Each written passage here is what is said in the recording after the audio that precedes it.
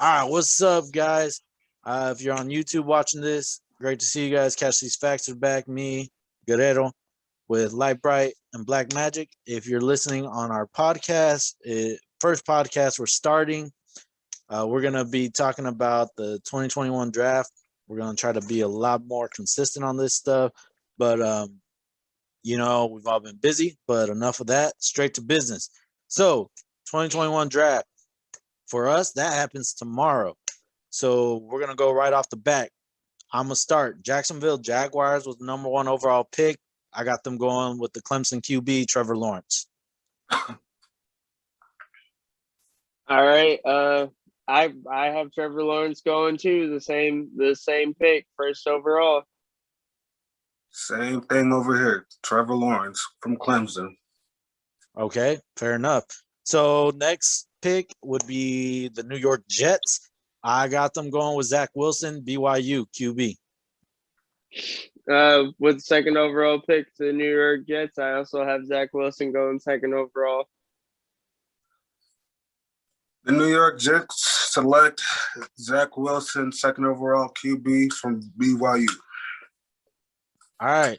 Now, with the trade that the Niners made with the Dolphins for the number 3 pick, I have a scenario pick here. I think the 49ers go with a QB here, Trey Lance or Mac Jones, Alabama or North Dakota State boy. With the third overall pick for the 49ers, I have them selecting Mac Jones. With the third overall pick, I have the 49ers selecting Mac Jones through Texans and the Dolphins trade later on. That's a little mixer right there. Okay. So I'm the only one who's got – I mean, we all got him going for a QB. I'm the only one who thinks maybe Trey Lance, possibly. I think Mac Jones is the first one they go with, but never know. All right, with the number 4th overall pick, which I think this might be where we have a little differential. I got the Falcons going with Florida tight end Kyle Pitts here. Whew. With 4th overall pick, I have the Atlanta Falcons selecting Kyle Pitts, tight end out of Florida. I think he's going to be a Hall of Famer for us. With the fourth overall pick, I have the Falcons also selecting Kyle Pitts, the tight end from Florida, to add to that dynamic duo that they already have in that offense to Calvin Ridley and Julio Jones. Yes, sir. Okay. All right. So we all went the same there. Okay, so with the 5th overall pick, I got Cincinnati picking up Jamar Chase out of LSU, wide receiver. With the 5th overall pick, I have the Cincinnati Bengals selecting Piana Sewell, the offensive lineman out of Oregon. With the 5th overall pick, I also have the Cincinnati Bengals selecting Jamar Chase, the wide receiver from LSU. Okay, cool. So I'm assuming Black Magic, you're going with Jamar Chase because Cincinnati lost AJ Green, or why you think they want a receiver? Because that's my reasoning. They lost AJ Green. They need a wide receiver. Jamar Chase on paper is number 1, but also has a chemistry with Joe Burrow back when Joe Burrow played at LSU. They play together. Mm-hmm. So is that what you're thinking too? Yeah. And on top of that, you actually proved the point that, he did. The Bengals really are strong for wide receiver. So replacing AJ Green is a big step, and that's a very, very good wide receiver to pick up to start that. Okay, now Light Bright, you are going with Penei Sewell, great number 1 offensive lineman in the draft, in my opinion. I will give you that. Now, you're gonna clear this up for me, but I'm just assuming you're going with him because of what happened to Joe Burrow. Honestly, yeah. I mean, I get it. Jamar Chase, Joe Burrow, they play together, but let's be realistic, guys. Even if they get Jamar Chase, it's not going to matter if Joe Burrow's not on the field. Like, you have to protect the man. Like, he just came off of a nasty injury. And if you want him to be your franchise quarterback, you got to keep him upright and healthy. It don't matter. You could have a all-star wide receiver fucking group, but if you don't have the protection for Joe Burrow, it's not going to matter. Look what happened last year. He didn't have the line, hence his injury. You got to beef up that line. Hey, but I have something to say this. Like, yeah, they have the beefed up line, but don't they have Jonah Williams and Riley Reef still to protect Joe Burrow? What did they do for him last year? They have one of the worst offensive lines in the NFL. They gotta beef it up. Jonah Williams is nice. Jonah Williams needs a little more work, but you need to protect him on both sides. They don't have anybody on the right tackle. And also, they just declined Billy Price's fifth-year option, who's their right guard. Obviously, they need to work on their line. They are not liking what they have on that offensive line. Well, Jamar Chase is nice, but Piano Sewell is where they need to go. They need to protect Joe Burrow. You've got to protect the quarterback. No, I get that. And either way, obviously the three of us agree that they either need a lineman or a wide receiver because that's their two biggest needs going into this draft is a wide receiver or lineman. So I guess we'll have to wait and see. But I knew we were going to hit a differ on the top five sooner or later. Now, we're coming up to Miami Dolphins. Here, I personally have them going with the 6th overall pick, getting Devontae Smith out of Alabama, wide receiver. That's who I got them going for. With the 6th overall pick, I have the Miami Dolphins selecting Jamar Chase with this pick. With the 6th overall pick, I have them taken from the Eagles, Jaylen Waddle, the wide receiver from Alabama. Jaylen Waddle? Mm-hmm. Yeah, okay. So we all got them going with a receiver. I assume, like, Bright, you say Jamar Chase because he's just going to be available, number one receiver available?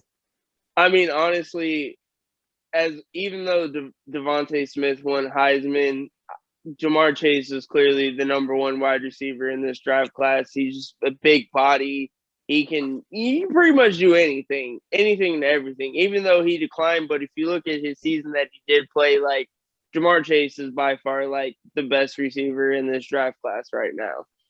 Okay. Just because of his frame and his body size. Don't knock me. Like, Devontae Smith is great, but Devontae Smith is only 140, 150 pounds. It's only going to get you so far in today's league. Like, you're talking about, linemen that are, 200, 300, 400 pounds running 4.4s. Like, you got to be bigger and better than that.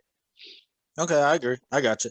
Now, Black Magic, we both got Alabama boys getting picked up here, but you're going with the smaller but faster Jaylen Waddle.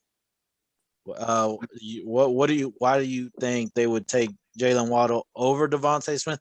Either way, both these players have some chemistry with Tua. Yeah.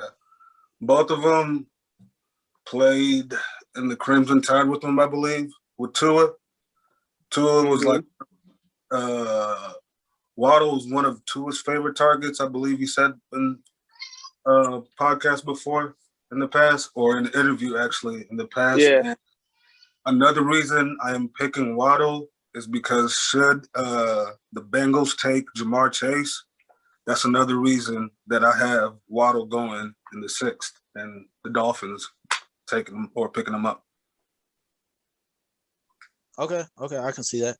All right, So with the 7th pick, now I know we're going to have a conversation here because this player's already been picked up in Light Bright's draft, but I have the Detroit Lions going with Oregon boy Panay Sewell here, offensive lineman.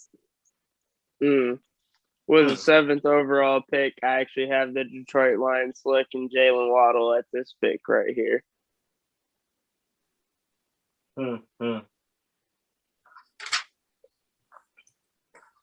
With the 7th pick, I have the Detroit Lions actually picking up a quarterback, and that quarterback is Trey Lance, the boy from North Dakota State. Mm, Okay, mm, I definitely want to address that one first. mm-hmm. Alignment. I think they just need an offensive lineman, but Black Magic, I gotta hear the explanation why Trey Lance Yeah. or a QB in general. Even especially with Jared Goff being there after they just traded for him. Because the offensive coordinator, Anthony Lynn, to develop, and the trade for Jared Goff, I think he would be like a good quarterback to train in their system and the system that they're trying to run in Detroit in general.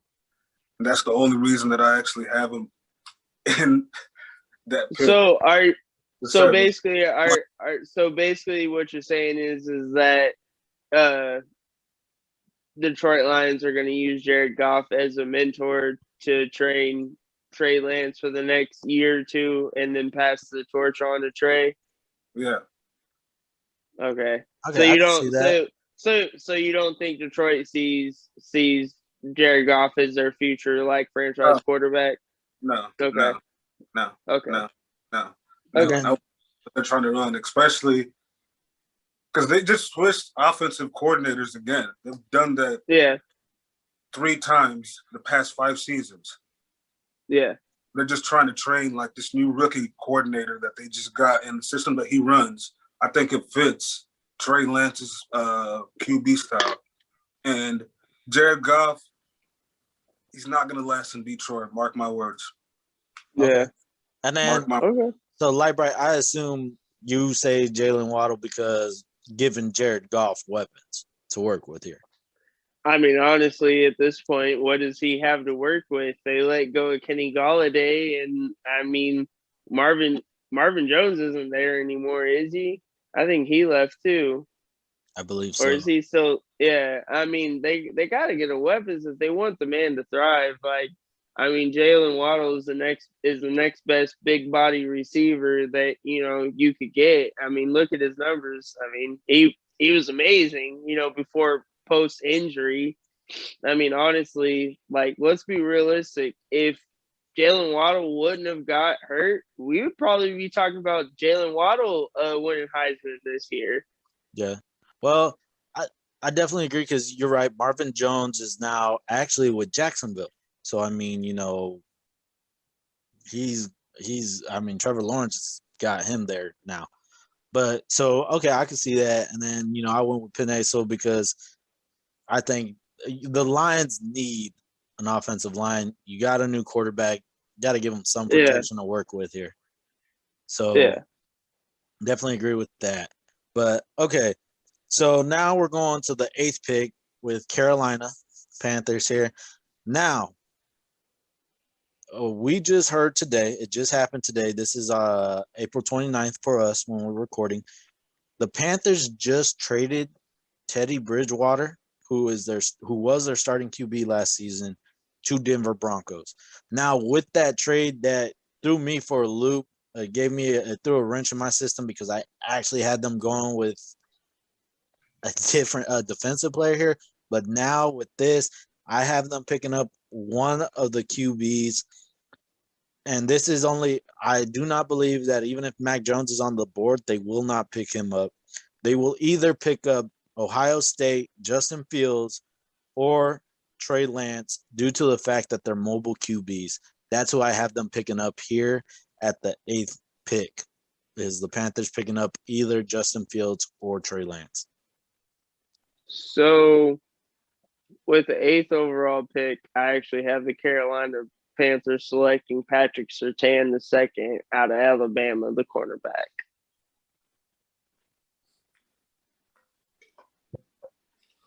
The 8th pick, I actually had the Carolina Panthers selecting an offensive tackle, and that offensive tackle is Penei Sewell from Oregon. Okay. So, Lightbright. So I originally had Patrick Surtain before this trade. So even knowing this trade's happened between Carolina and Denver, you don't think they're gonna address that QB issue because they don't. Who's their QB now? Sam Darnold. But I mean, you think they're gonna put it all on Sam Bro, Darnold? bro. Yeah, they got to, bro. Let's be honest, man. Sam Darnold is not a crappy quarterback by any means. He was just in a crappy situation. Look at what the man went through from his time being drafted with the Jets. He went through multiple head coaches, multiple offensive coordinators. The Jets didn't know what the hell they were doing. They didn't have nothing for the man. The best thing they got him was Le'Veon Bell, who didn't pan out, who played 1 year and then they cut him. I mean, they didn't do anything for him. Sam Darnold is what they're gonna run with. And honestly, you have to think about it. The Carolina Panthers are in the NFC South. The Tampa Bay Buccaneers literally just re-signed everybody from their Super Bowl team. Never been done before. They just did that. So you got to think about, so they got to deal with a Mike Evans, an Antonio Brown, a Julio Jones, Calvin Ridley. If the Falcons draft Kyle Pitts, and then you got to think about Michael Thomas and Alvin Kamara, like the Carolina Panthers have to select Patrick Surtain with this pick. It only makes sense. You have to get the top corner in the draft. Fair enough. Fair enough. What about you, Black Magic? You got Penei Sewell going here. Yeah, I have Panay Sewell going because Russell Wilson is gone. They need to fucking, pardon my language, they need to fill that void at left tackle, and they still have Christian McCaffrey in the backfield. So I feel like he'll be a very, very fluid pass protector for Sam Darnold. And he would be a very, very good run blocker for Christian McCaffrey. And the way that offense should go this upcoming season, I see him being a very, very good piece. Okay, I can see that. Though. Regardless of what happened in the trade. Yeah. Okay, fair enough. So, all right, so let's move on to the 9th pick. So, with the Broncos, I have them going with Patrick Surtain here. Who you got the Broncos going for? Light Bright. At this pick, I have the Broncos going with Justin Fields, the quarterback out of Ohio State. I also do have the Broncos going with the quarterback, Justin Fields from Ohio State. Okay, cool. I'm not going to lie to you. That was my original pick, too. I had them going after a QB because I don't think they are putting all their chips. I don't think Elway is going to put all his chips in Drew Lock, but they just traded for Teddy Bridgewater. Now you got Bridgewater and Drew Lock. I don't think they're going to pick up a quarterback here. I think they're going with a cornerback. I think they get Patrick Surtain for 2 reasons. The trade that just happened today, and I think this trade happened because of the trade that happened between the Ravens and the Chiefs on Friday, with the Chiefs picking up Orlando Brown Jr. Basically, that was an obvious gap and hole in the Chiefs' offensive scheme. Was their offensive line was horrible. And this whole entire offseason, they've been bulking up that offensive line, and then the Ravens go and give us Orlando Brown Jr. I feel like that was going to cause the Broncos to go from a QB to now thinking, great, because they got edge rushers. Von Miller's still there, isn't he, or did he get released? No, Von's still there. Yeah, Von's got still another there. year. He's still got another year on his contract before he's a free agent. They still got their edge rushers, but now you got a beefed up Chiefs offensive line. So you're not going to replace those edge rushers right now, but you need corners to help cover these receivers. So I see them going after Patrick Surtain for that reason, because the Orlando Brown trade to the Chiefs, and then they went out and got Bridgewater today. This was the last minute change for me. So that's what I got here. You both got Justin Fields. So, I'm interested to hear Black Magic. Let's go with you. Why do you think they go Justin Fields here? You said what? Say that again. Why do you think the Broncos go Justin Fields here? Because and same question to you, like right after Black Magic. Because me personally, I feel like John Elway doesn't like mobile QBs personally, because I think he himself was a mobile QB, and he doesn't want another mobile QB coming into Denver to show him up personally. Because I would have had them. I would have had them go Justin Fields. Then why trade for Teddy Bridgewater? I think that's just honestly, I think that's just a little Band-Aid. I don't think that's going to be the long-term solution. I don't even think he's planning to have a late pick next year, personally. What do you guys got Justin Fields for? But that's why Justin Fields is going to get drafted by them in this round, because I think he fits their scheme, their structure, and their supporting personnel under Pat Shurmur. Like, and yes, you're right. Like, he doesn't want to, never wanted to get showed up, but I just think, like, just like scheme-wise, like, his build, his throwing ability, his playmaking ability, I just think, like, and what's John Elway's going to like him, I promise you, if he gets drafted by him. So I just think Fields is the key. All right. Okay, cool. Okay, Lightbright, what about you? Why do you think Justin Fields? I mean, honestly, come on, guys. Let's be real about this. Over the past 2 years, arguably, everybody has known that Trevor Lawrence was the number one quarterback whenever he declared for the draft. Everybody knew it. He was number one hot.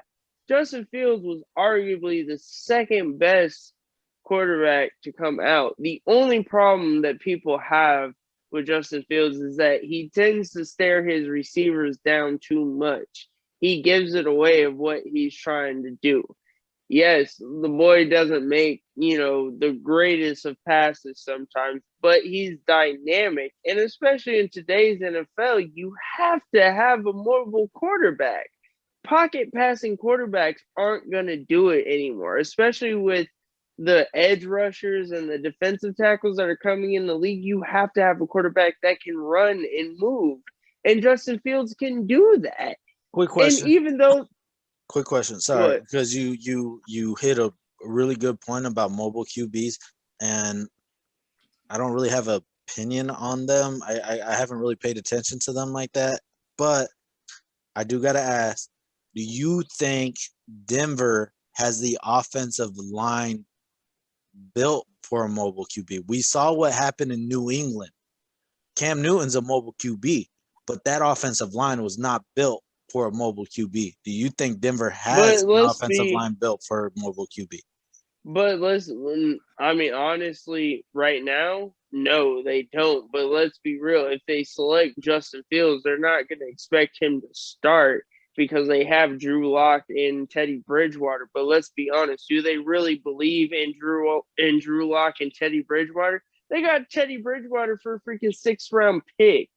I mean, come on. Like, Teddy Bridgewater could probably end up starting for them this year, and then after the year, they're going to dump him. And let's be honest, do they really think Drew Lock's going to be franchised? No. I mean, why not go ahead and secure a quarterback that you can groom over the next year and have him for the next 4 and pick up his 5th-year option if he actually starts thriving? Cheaper deal. Okay, fair enough. All right. So the next pick is the Dallas Cowboys with the 10th overall pick. I have them going with Caleb Farley, cornerback out of Virginia Tech. I actually have a trade happening with this. I have the Patriots moving up to the 10th overall pick, trading with the Cowboys, and I have the Patriots selecting Trey Lance, quarterback out of the North Dakota State. I actually have the Cowboys going with Patrick Surtain, the cornerback from Alabama. Okay, so all right, Lightbright. So you got the Patriots trading up here, and that's just because I'm assuming that you think the I'm assuming you think they trade up because someone might come up and take Trey Lance from them. Honestly, I think, any one of those teams above them, I think, why not? Might as well trade up. Because, I mean, honestly, the Cowboys could trade down and still get a very good defensive player of what they need. And I think that the Patriots just need to move up and secure their quarterback of the future. Because, I mean, they did just get done spending more money than anybody in free agency. So it only makes sense. And, I mean, Trey Lance could learn behind Cam Newton. I mean, they almost have the same, play style. Not the same body frame, but, mobile and whatnot. Like I said, everybody's trying to move to that mobile quarterback situation. And I think this is where Bill Belichick finally breaks out of his, comfort zone and snags a quarterback of that caliber. Trey Lance has got the talent. He just needs to be groomed. It ain't no better than to groom than Bill Belichick sitting underneath a year. Look at what he's done with Jimmy Garoppolo and Jacoby Brissett. They both started at some point in time in their careers. Okay, I can see that. Now, Black Magic, I assume we both have corners going here, and I'm assuming you say Patrick Surtain because he's the best available. He's the number one corner, and he's still on the board. Yeah, between him and Caleb Farley, I mean, you could debate both of them as who's the better corner in this draft, like, you know what I'm saying? And so, but I went with Patrick Surtain because the Cowboys are in dire need of secondary help back there. And if you look at their statistics, they've been literally at the bottom half, like I want to say like 28th to 30th in defense, in secondary defense. And so I think Patrick Surtain is the perfect cornerback and the safest defensive player to pick to help them out. I agree. That's the same reason I went with Caleb Farley here because he's the next of best available corner. And just because based off of what you said, Black Magic, with their statistics secondary wise on that defense, they really need help here. I mean, they got a wide receiver last year, so it makes sense that they get a corner here.